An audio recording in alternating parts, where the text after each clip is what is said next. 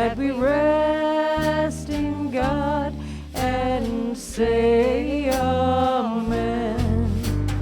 Blessed always, blessed always, for the arms of God surround us. Let our joy be so triumphant that we rest in God and say amen. Let our joy be so triumphant that we rest in God and say amen.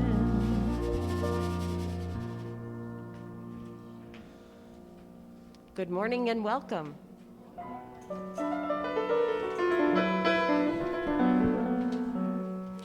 Today is a new day in my life, and I am free to release the past. I am filled with new inspiration for the endless possibilities. Today I make a new start, tuning my heart to the loving wisdom of God. So now I let go, let all of my old worries go. And this is what I choose to say: I release and I let go.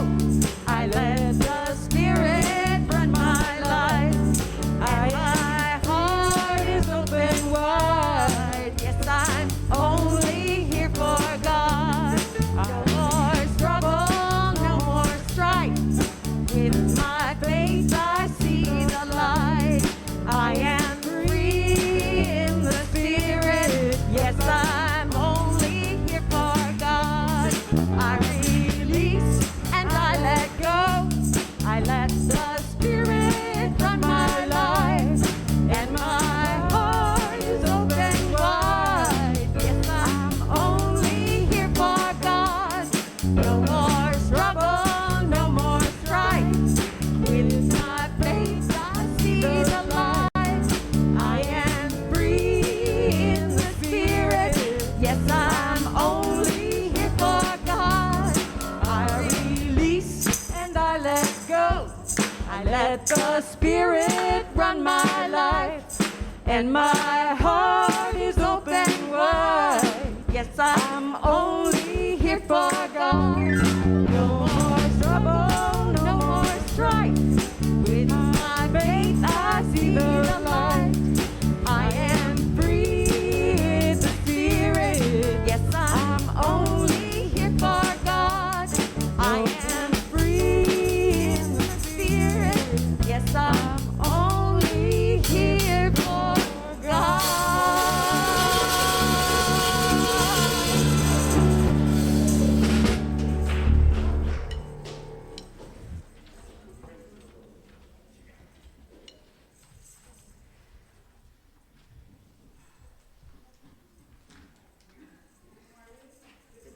Hi. Oh, I was waiting for another great song, actually. That could be It's like, right. I'm ready. I'm in the Spirit. Okay, good morning. We welcome you and your family and your friends to Unity Spiritual Center, where we honor the universal truths in all religions and respect each individual's right to choose a spiritual path. So welcome all. My name's Sherry Humes, and I'm your platform assistant for today. And today we have James Tierney as our speaker. Welcome. And the wonderful Quiet Fire as our guest musicians.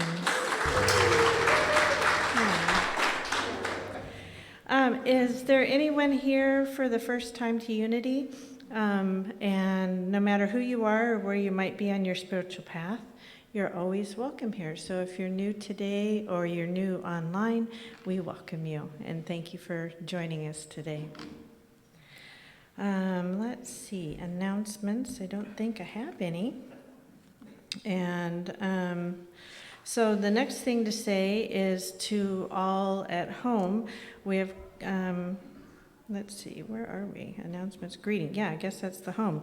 So we've come to a time in our service that many of us have always treasured, and that's a time we've always greeted each other with a handshake or a hug. And although we're still unable to wrap our arms around each other and or our extended family and friends, we invite you to take a moment and visualize yourself warmly embracing those you've been missing. And if you're blessed to have others within your household with you, give them a hug and let them know how much you appreciate their presence in your life. And for those that are in this room, what we'll do is we'll just kind of stand up if you want and wave and give a virtual handshake or a hug. So let's take a moment to greet each other. Yeah. So, yeah.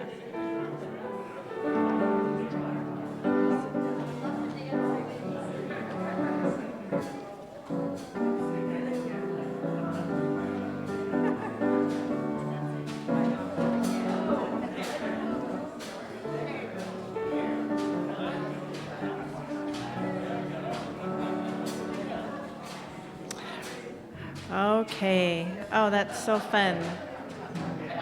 I can tell everybody's hungry for this. Yeah. Okay. Oh, we are a friendly group, aren't we?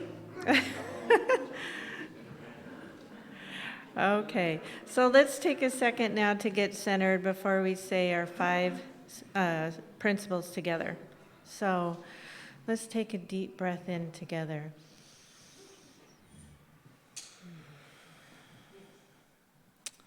Okay. God is good and present in all things. The holiness of God is my own true nature. I am creating my experiences by how I think. My thinking is guided by my daily affirmative prayers and affirmative actions. I follow and am sustained by these values in every way, every day.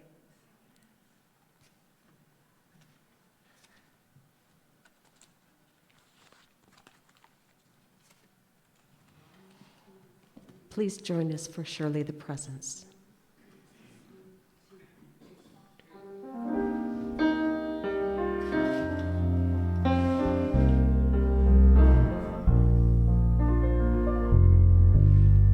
Surely the presence of God is in this place. I can feel that mighty power and God's grace. I can hear the brush of angels' wings. I see glory in each face. Surely the presence of God is in this place. Surely the presence of God is in this place. I can feel that mighty power and God's grace. I can hear the brush of angels' wings. I see glory on each face. Surely the presence of God is in this place.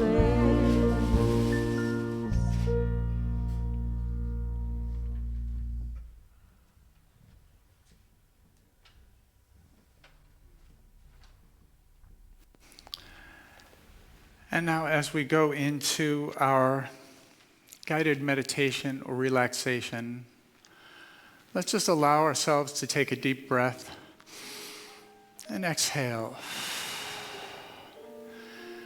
And relax and find a comfortable spot in your seat.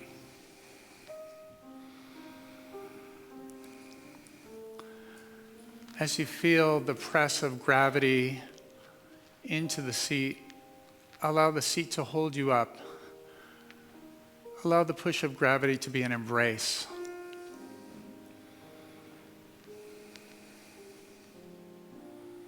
Holding you, welcoming you.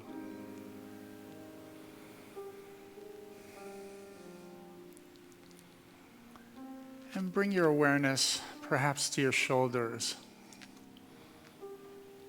And see if there's any tension there. Just for a second, welcome it completely. Allow it to be there. And then just let it go. Feel it draining, relaxing away.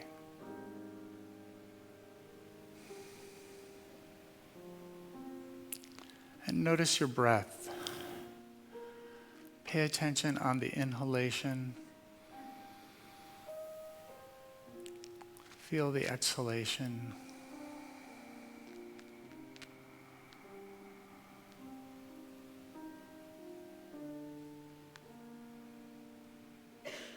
Allow yourself to feel the coolness of the air as it enters the body and the warmth as it exits.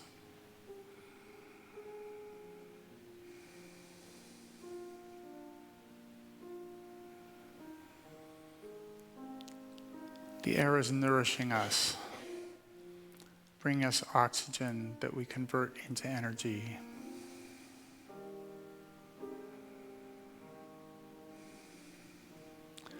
We are welcome in our sanctuary and on this earth.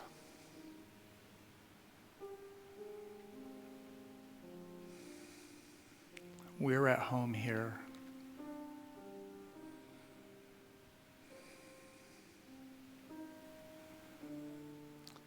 We belong.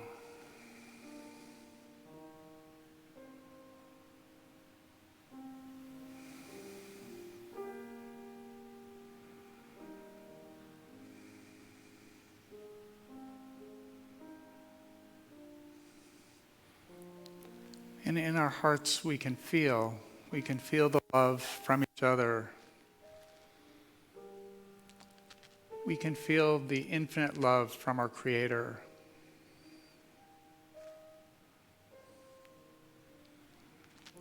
We can feel the love that we are.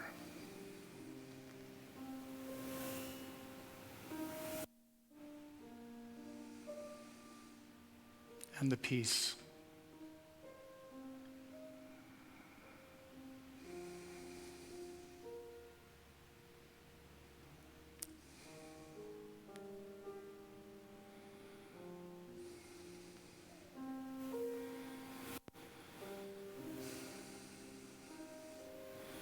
And let's take a slightly deeper breath.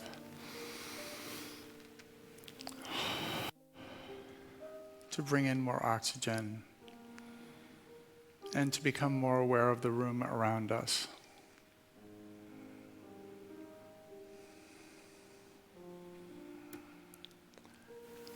And when you're ready, feel free to open your eyes.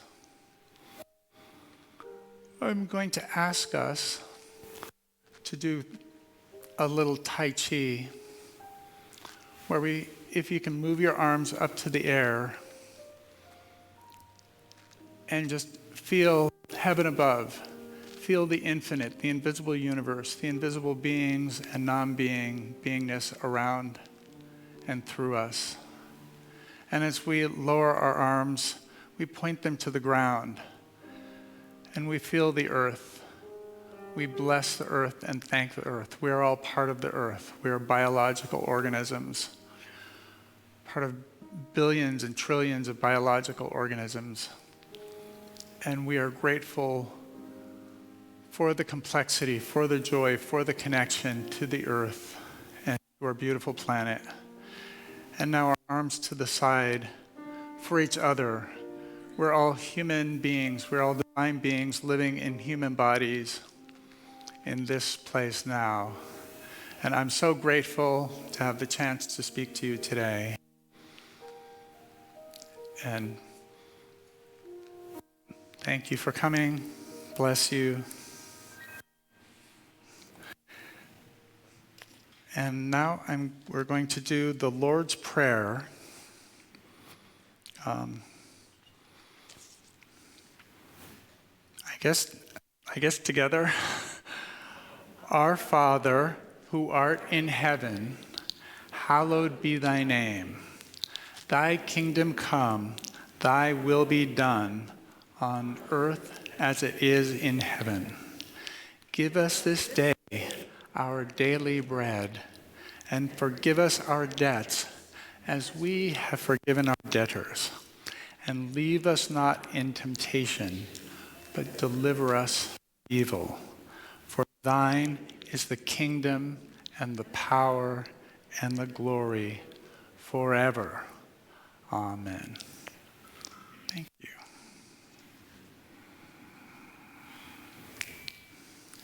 Quiet fire.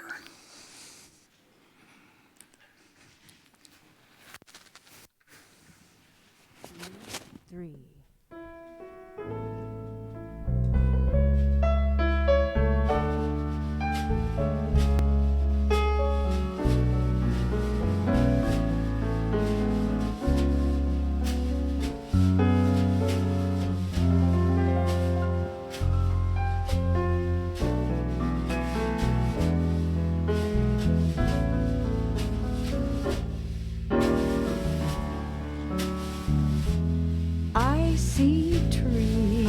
Of green, red roses too.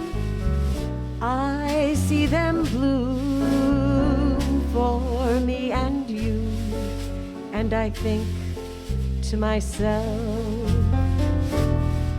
what a wonderful world.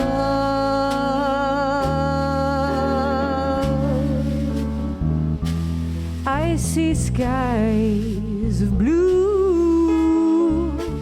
clouds of white, the bright blessed day, the dark sacred night, and I think to myself, oh, what a wonderful world.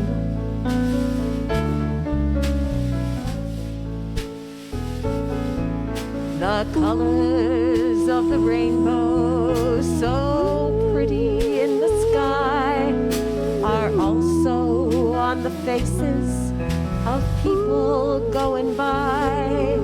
I see friends shaking hands, saying, how do you do? They're really saying, I love you. I hear babies cry. I watch them grow. They'll learn much more than I'll ever know. And I think to myself, what a wonderful world.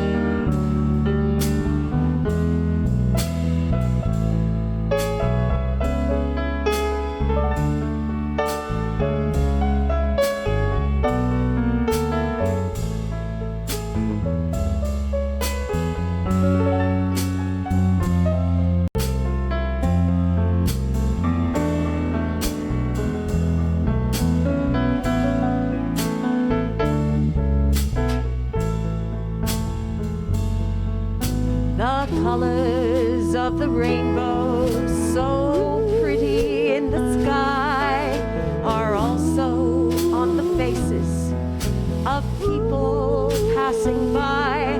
I see friends shaking hands, saying, how do you do? They're really saying, I love you. I hear babies cry. I watch them much more than I'll ever know. And I think to myself, oh, what a wonderful world, the world God made. Yes, I think to myself, what a wonderful world.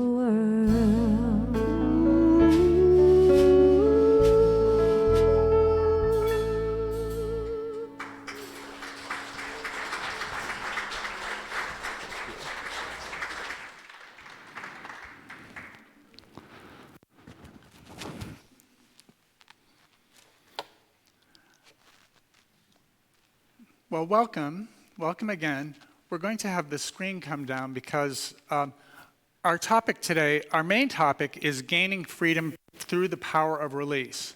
But we're going to talk a lot about Mary Magdalene and the other Marys. And we're lucky enough that Mary Magdalene was the object of a lot of artwork over the centuries. And so I brought some of those for us to look at. I was actually torn because I like looking at the forest so much, but we can give Mary a chance. So the first thing we know about Mary is she is part of the 1%. Mary lived in a world, here is Michelangelo's version of Mary Magdalene. Mary lived in a world where most people had a hard time getting enough calories to survive. And to be living hand to mouth was to be a success. And she had resources. She had enough resources that she could take time off work. She could go and spend time with the apostles and feed them and take care of places to stay and all that. Like, I used to wonder, how did Jesus and the apostles get around? Well, Mary Magdalene was paying the checks. She had her credit card. She wasn't the only one. There were a few others, Salome, but this is the first thing we know, and part of the 1%. Magdalene. There are two theories about how she came up with the name Magdalene.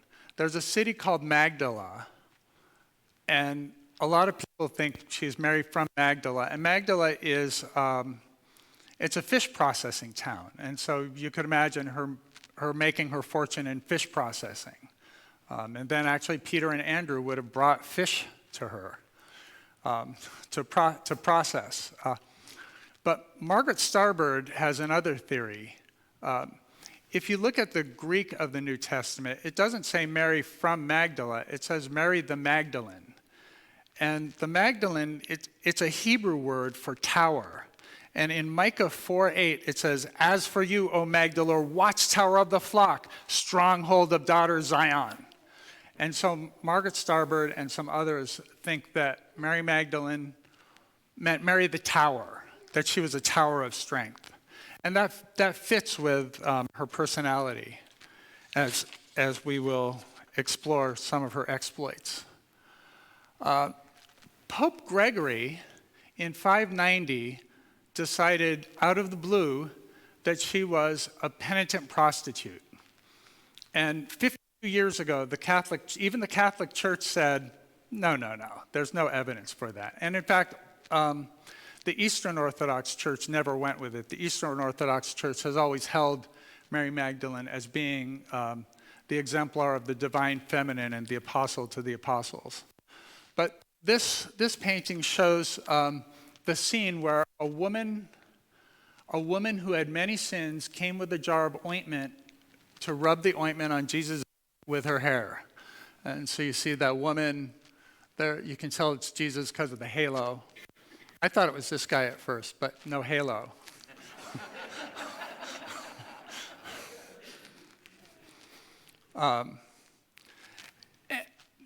But so that could have got him confused. And there's another scene where Mary of Bethany does it. There are a lot of Marys going on.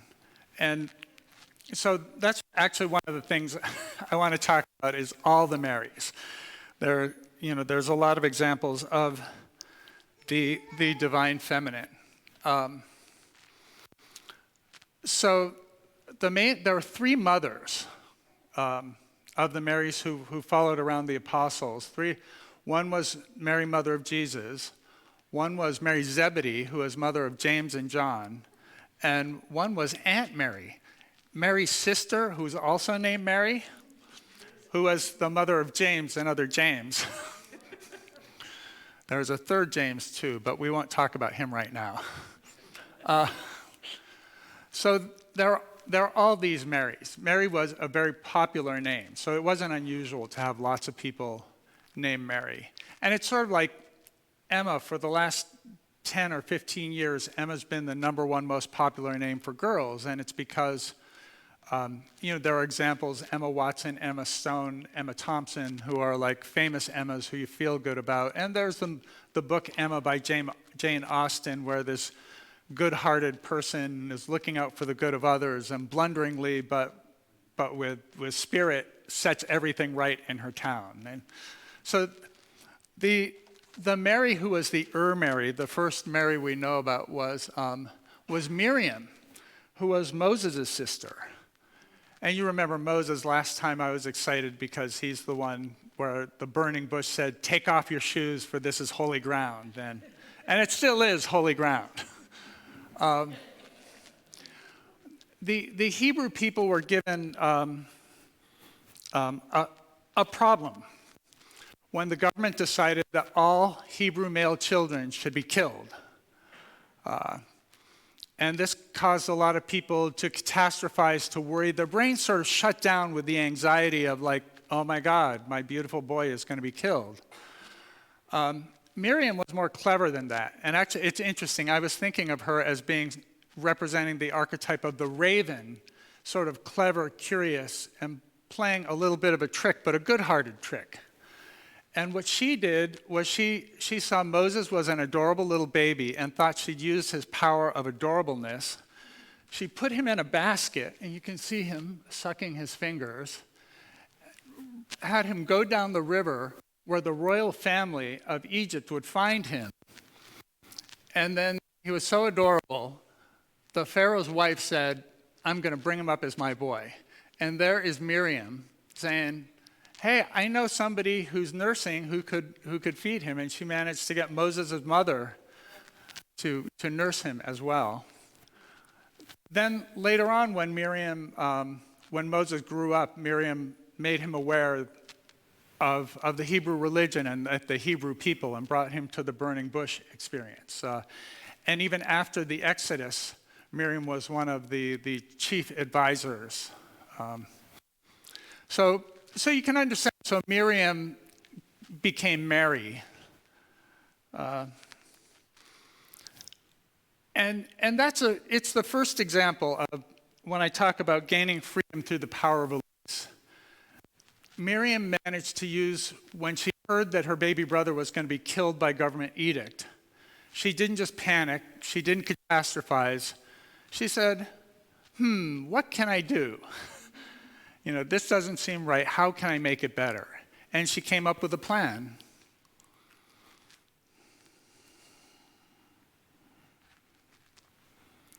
Then, oops. That's the demons. We'll be coming up to them.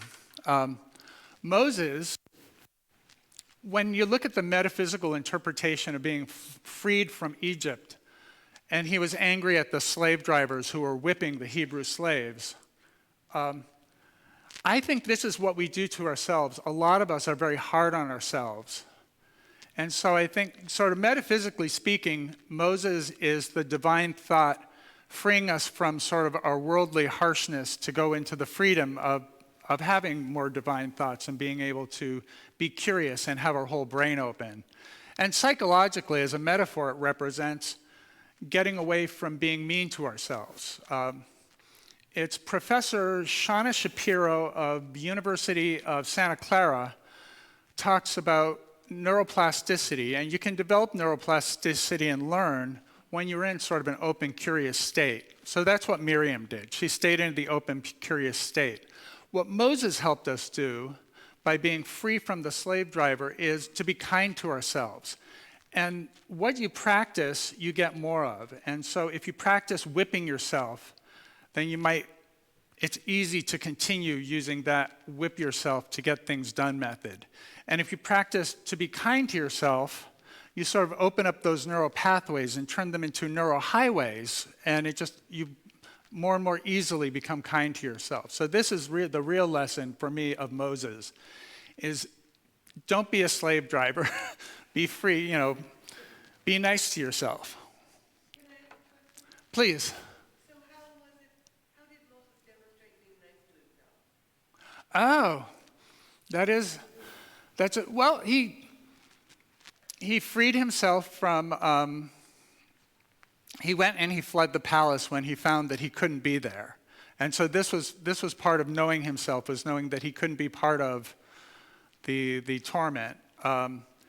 And he ended up, he found a Jewish woman to marry, and when the burning bush asked him to free his people, he asked for help. He said, I'm no orator. Why don't you have my brother Aaron, can you take him along, and I can do the communing with God, and he can do the messaging to the people. So in that way,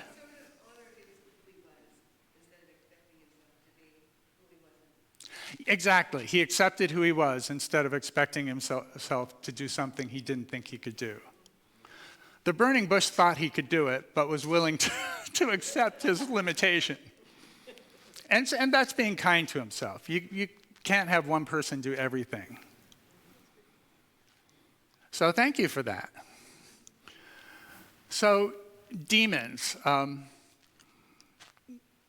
When they talk about demons in the Bible, they're usually what we think they meant. We think they're metaphors.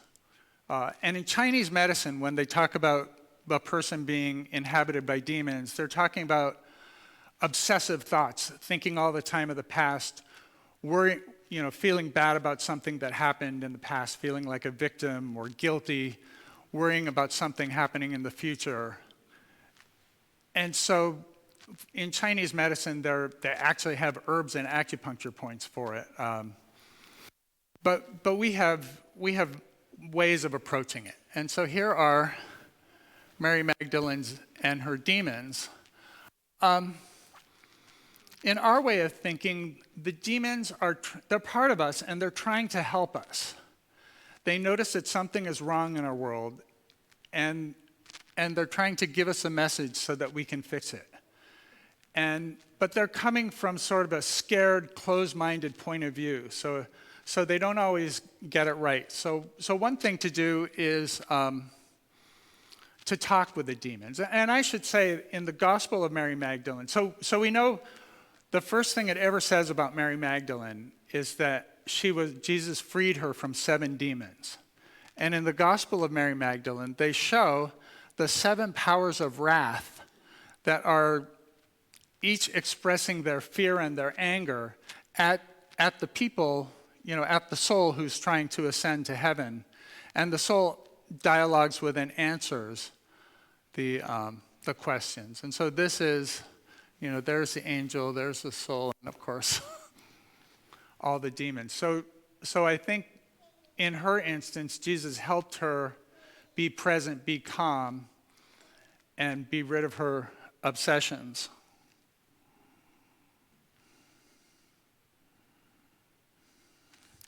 So that's the first thing, is to welcome the demons. James, do you know what the translation is? Actually, I don't know. I don't know what those say, and I wonder if Google Translate could have helped me with that.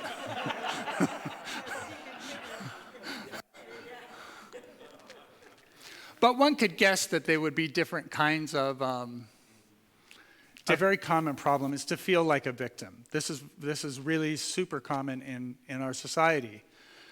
And while Mary Magdalene was part of the 1%, she was also a woman, and women weren't treated well, weren't considered to be fully human by a lot of people in the ancient world.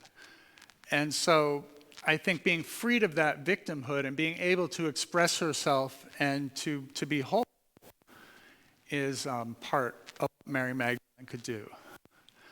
This is my grandson, Quinn. His hair's a little longer. That's what he looks like when his hair is cut. And what happens when he sees me, he comes up to me and says, "Will you play with me? Will you play with me? Will you play with me? Will you play with me?" And he won't stop saying, "Will you play with me?" until we have a plan that ends up with me playing with him. So I can say, what if I set the watch for 5 minutes, or right after I talk to Gigi, or we'll have lunch and then play, or something like that.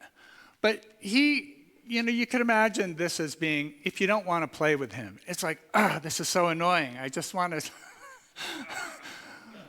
But no, he needs attention. He's good-hearted. He says it with the biggest smile in the world on his face. And you end up playing with him, which is the most wonderful thing in the world. So as long as you're willing to make a plan and incorporate him into your life, you end up with a more joyful life. And this is what the demons are trying to do. The demons aren't necessarily this cute, but they do their best. One of the things during the crucifixion, there's some point where they say Jesus was abandoned and no one stayed with him. And that's not true. The male disciples, apostles, all except maybe one, fled because they were like crucifixion. They waited, they hung. They knew that fear didn't matter. The most important thing was to be with this person who they loved during the last moments of his life. And not just the last moments. After he died, they followed him to the tomb. And 3 days later, Mary was outside the tomb when she found it was empty. But this is one of the things. Instead of feeling like a victim, Mary just moved on to what can I do? And I think this is from deal with her demons. There she was, and she found the tomb was empty. And she's like, oh no.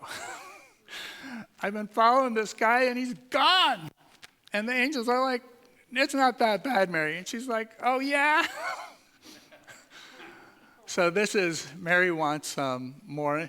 This is sort of desire. And desire is an interesting kind of fixation. And some of us can get, desire is neither good nor bad, but you can have too much desire, too little. I think it really comes down to you can't always get what you want, but if you try real hard, you just might get what you need. We should write a song. There you go. That'd be a good song.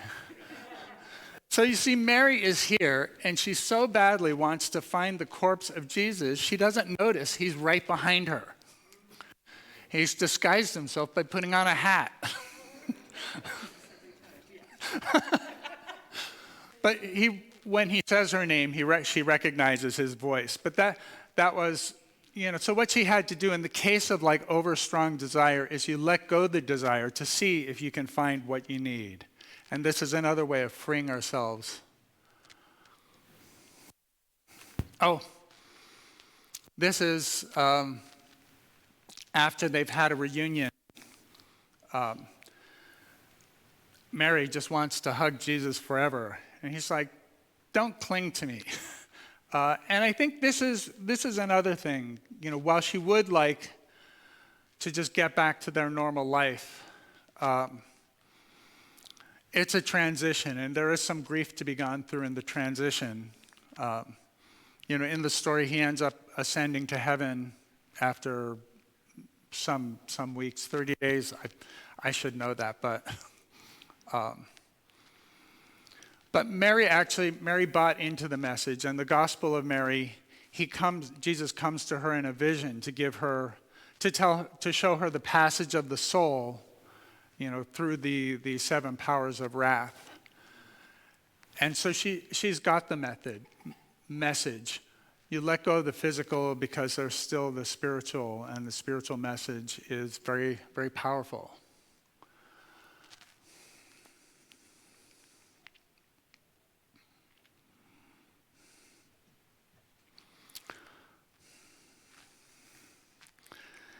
I was thinking back to when Mary couldn't see Jesus. This is an instance, this is actually in the Tibetan Book of the Dead, they talk about hungry ghosts. And hungry ghost is someone with infinite hunger and a tiny little mouth. And that's what desire, pathological desire, can get to be. All you want. She wants Jesus' corpse so badly, she doesn't notice he's standing right next to her. And so this is also, it's helpful. I like the hungry ghost. That metaphor speaks to me.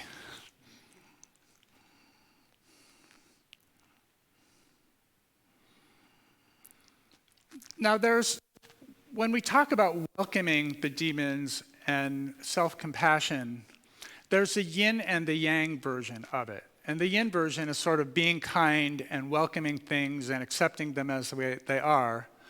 But the yang version is, like, no, I won't have it. I'm standing up for myself. I have to do what's right. Actually, my son was involved in one of those instances. He went to archaeology school at Western Washington and graduated a few years ago. But the Lummi tribe approached him because they found that they had many of the bodies of Lummi ancestors were in archaeological museums around the country. And they wanted to fix that.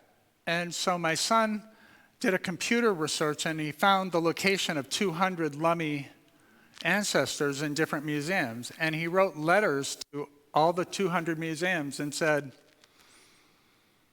we know you have our ancestors. We'd really like them back, please. Can you send them? And they got back 100 ancestors. And so, for the cost of a computer search and 200 stamps, they did pretty well. Then he sent a second letter, and in this letter, he said, it's against the law to hold Native American bodies in a museum. Can you return them to us? And they got 50 more bodies back. And then his final letter was sort of the very yang one, said, we are going to sue you, and you'll be in big trouble if you don't send those bodies back. And they got 25 more ancestors. They just decided, we don't have money for lawyers. This is very good. We are there's more than we had 2 months ago. So this is something, you can stand up for what's right, and then accept what you get. You don't always get perfection, but at least it's a big improvement.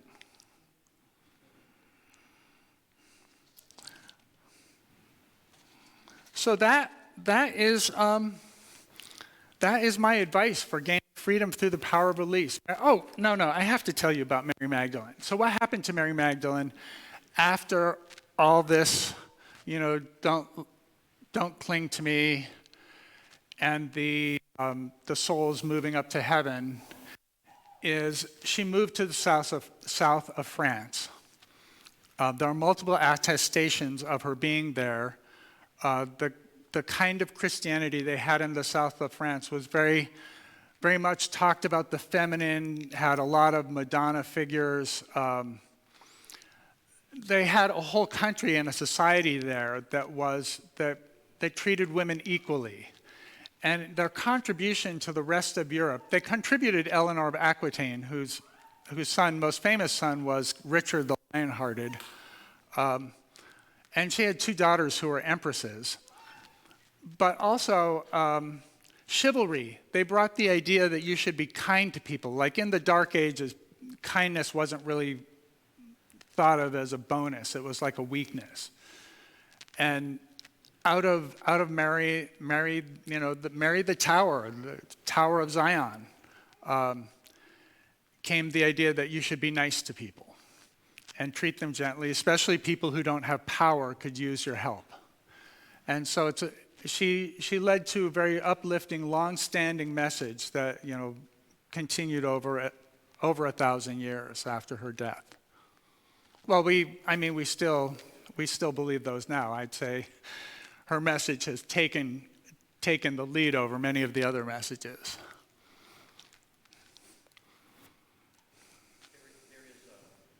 Yes. You talk about Southern France. There is a Mary Magdalene tour that I took in 2017 with William Henry, and it started in South Central France and went for 10 days, ending up at the city of Lourdes for the last 3 days. It was fascinating because there is at least 14 or 15 different places that she's supposed to have stayed in. That's perfect. Thanks for telling us about that. And I think you can still, I don't know if you can go on that specific tour, but I know there are tours you can go to. Perfect. So what we've learned to gain freedom, that when we're confronted by our demons, we can welcome them. We can let go of being a victim. We can keep our minds open by being curious and playful. We can be kind to ourselves by practicing self-kindness and by letting go of being harsh to ourselves. We can open up our brain and we can build up the neural pathways of being nice and allowing ourselves to be free. By letting go of excessive desire, we don't want to be we can see the hungry ghost and we can appreciate, the difference between what the hungry ghost wants and what the hungry ghost needs. And by persistence and determination and standing up for ourselves, we can get back our ancestors. We can claim our treasure. So this is Mary Magdalene. We can turn up the screen, and I want to talk a bit about next week's sermon. Next week, I'm going to have a sermon and a workshop on the 5 love languages, which are also called the 5 languages of appreciation. And I encourage you to come. There are 2 benefits to it. By finding out what they are and which ones you resonate with, you'll know better how to keep yourself happy, how to express appreciation to yourself, and also for other people, if you know what other people like. Sometimes you try to express appreciation to someone and it doesn't mean anything to them, and it's because it's the wrong language. It's something that doesn't resonate. And I think the third thing is, if you notice somebody trying to appreciate you in another love language, then instead of thinking they're clueless, you can appreciate what they're trying to do and either fix it or just enjoy it, but know that not everybody's the same, but that we can all learn to appreciate each other. In my first sermon here 2 weeks ago, I talked about, sort of in a gardening metaphor, talking about speaking with a common voice and expressing a common vision as being a way to plant a garden. Today I talked about how to pull up the weeds, how to get things out of the garden that you don't want in the garden, to let the rest of the garden thrive. And next week is sort of about fertilizer, watering, and sun, how to grow the garden by maximizing the appreciation. So I encourage you to come. I think we have a sermon and then a break for lunch before a short workshop. And now I think we've got Sherry.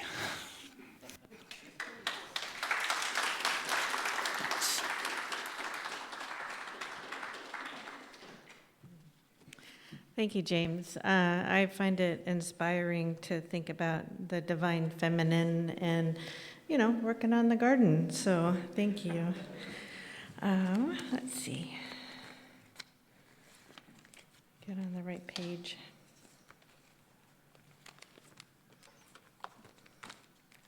There. Okay. Let's see. We're at the time in our service. We're at the time in our service for our giving, time for sharing our treasures that we have. And we're going to say our offertory blessing together. Let's see. Sorry. Blessings. Okay, I guess he's going to do that part. Okay, maybe my notes are wrong.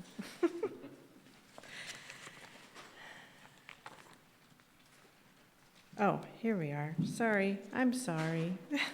Okay, so we're here to practice our abundance, and so if you want to take your offering in your hand or your check, and for those who are at home, there'll be a message at the end on the video that we have, so you'll be able to know how to give to the service here and the goodness that happens. So together, if you'd say with me, divine love as me blesses and multiplies all that I have, all that I give, and all that I receive. Thank you.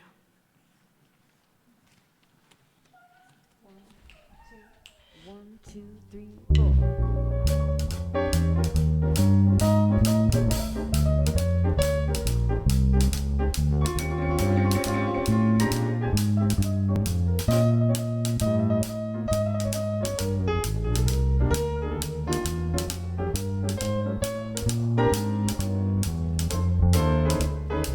Some people say they never trust in love again. Some people say that they can't. Some people close their hearts and never let it in. Well, I've got no complaints. I believe in God's love. Let's surrender to love. Surrender, surrender. Let's surrender to love. Hey, hey, hey, hey. Let's trust in love. Give it a chance. Give it a chance. Believe in love. Love is real. No need for second guessing. It simply comes with ease. We've got to count our blessings. If we don't open our heart, we'll never feel that love. Surrender, Surrender. Let's surrender to love. Hey, hey, Hey, hey. Let's trust in love. give it a chance. Give it a chance. Believe in love. Believe in love.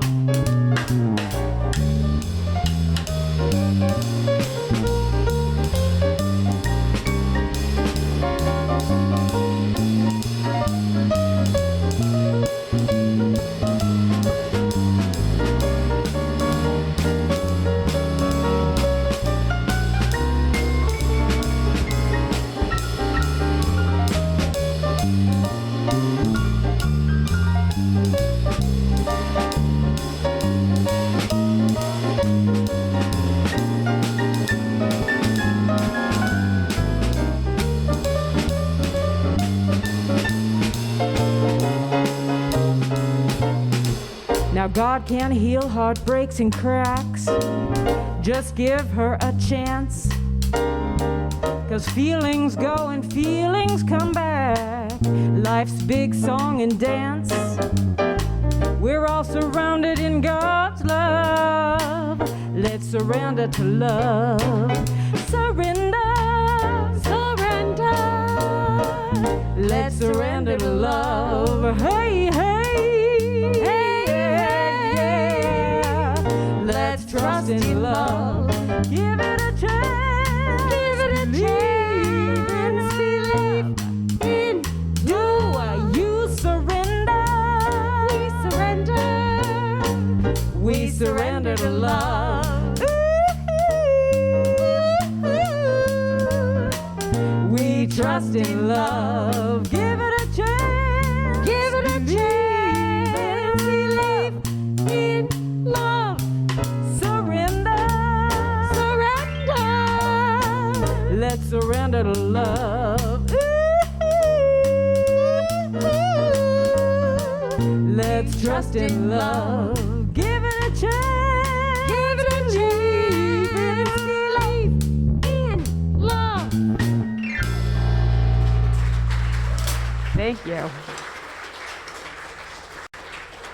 And now, if you'll just stand and join us for our final congregational song.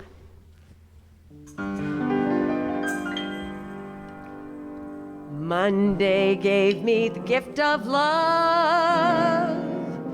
Tuesday, peace came from above.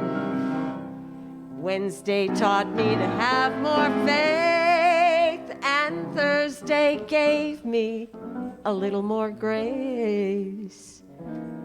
Friday told me to watch and pray. Saturday taught me what to say. Sunday gave me a power divine to let my little light shine.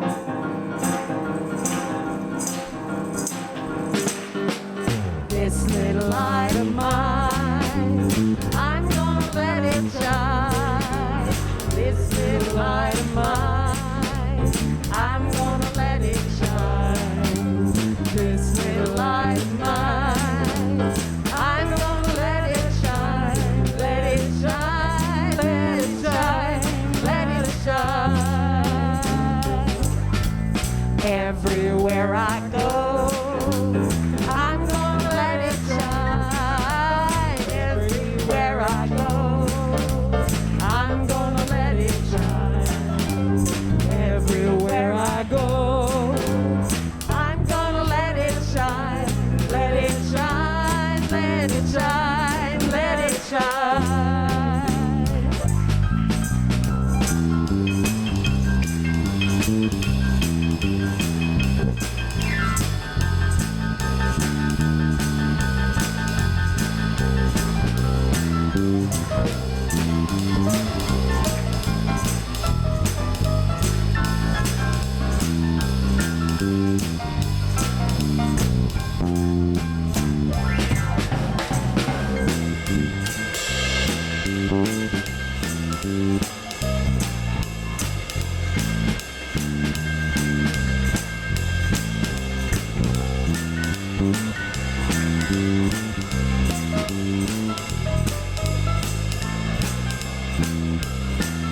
Diane Lay on keyboard.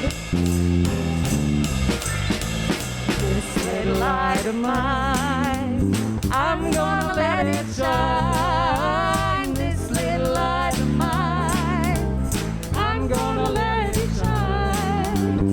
This little light of mine, I'm gonna let it shine. Let it shine, let it shine, let it shine. On Monday, gonna let it shine. Tuesday, gonna let it shine. Wednesday, gonna let it shine. Thursday, gonna let it shine. Friday, gonna let it shine. Saturday, gonna let it shine. Sunday, gonna let it shine. Gonna let my little light shine. This little light of mine, I'm gonna let it shine. This little light of mine, I'm gonna let it shine. This little light of mine, I'm gonna let it shine. Let it shine, let it shine, let it shine. Let it shine, let it shine, let it shine. Let it shine, let it shine, let it shine.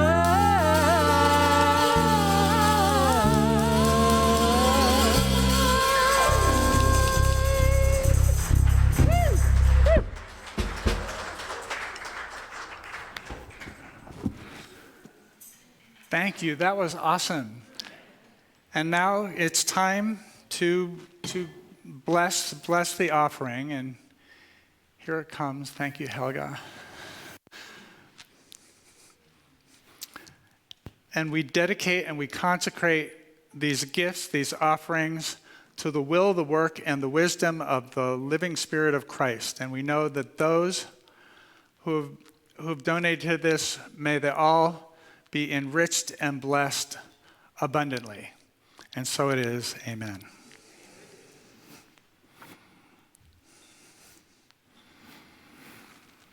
And now, prayer of protection.